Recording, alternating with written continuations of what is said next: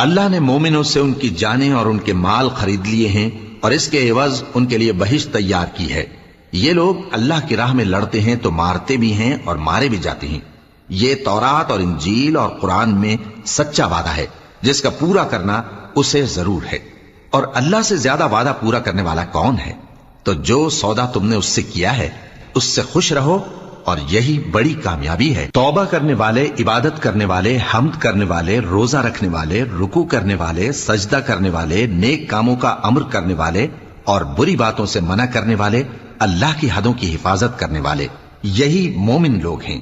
اور اے پیغمبر، مومنوں کو بہشت کی خوشخبری سنا دو۔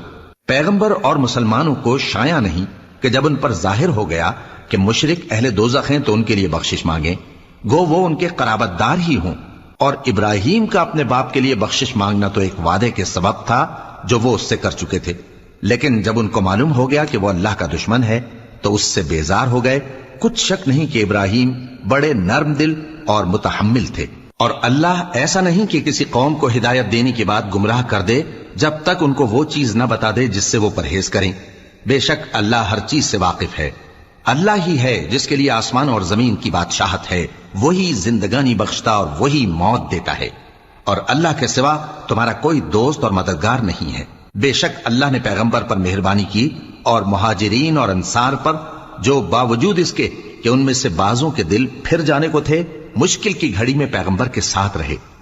پھر اللہ نے ان پر مہربانی فرمائی، بے شک وہ ان پر نہایت شفقت کرنے والا ہے، بڑا مہربان ہے۔ اور ان تینوں پر بھی جن کا معاملہ ملتوی کیا گیا تھا، یہاں تک کہ جب زمین باوجود فراخی کے ان پر تنگ ہو گئی اور ان کی جانیں بھی ان پر دوبھر ہو گئیں، اور انہوں نے جان لیا کہ اللہ کی گرفت سے بچنے کے لیے کوئی جائے پناہ نہیں مگر اسی کی طرف رجوع کرنا، پھر اللہ نے ان پر مہربانی کی تاکہ توبہ کریں۔